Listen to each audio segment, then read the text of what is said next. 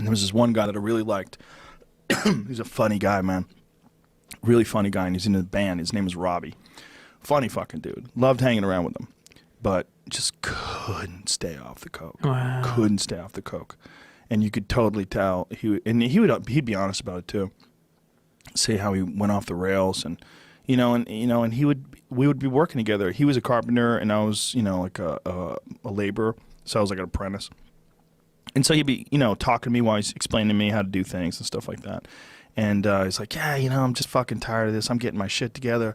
The band's getting back together again. We're writing songs and this and that. And then he'd come in Monday looking like shit. Just looking like shit. Real grumpy. Didn't want to talk. Had a headache. Yeah. And, and he'd admit it, went off the rails. Right. The saddest thing is that when you first start doing drugs, and I don't know about you, but I had a phenomenal time doing cocaine. Mushrooms and all the stuff I did as a teenager was like, I never got hooked on it. And if you do it, maybe I did coke 50 times without ever getting hooked, it's a blast. That's the best kept secret. But then once you get hooked, you're not even having fun anymore. You're just maintaining. You're just feeding it so you don't crash. With heroin, you're just trying to avoid withdrawals. You're not even feeling that great anymore. I think. Yeah. It was booze too. He would just go off the rails and try to keep it together. It's like there's a lot of people out there that they have a dream, and then the pressure of trying to reach that dream, like his dream is to be in a successful band, right? And the pressure of trying to reach that dream and see it to fruition, it just seems unreachable. Yeah. It seems too far off.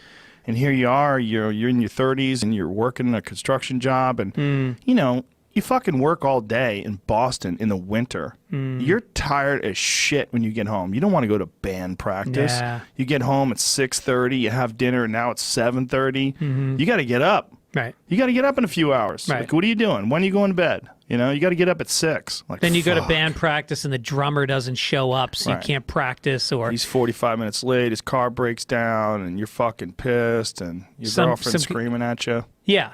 Yeah, oh yeah, then try to have a relationship on top of that. Tell that girl you can't go out on Saturday night ever because you're doing gigs. And then the gigs suck, and you're not making any money, and they're like, you should get a job. The gigs suck. You should get a job. Yeah. Fuck. And then you're in a band, so girls are throwing themselves at you. You have an affair. She's got some coke. Now it's good. Now the story turned around. I turned it around. Now it's exciting again.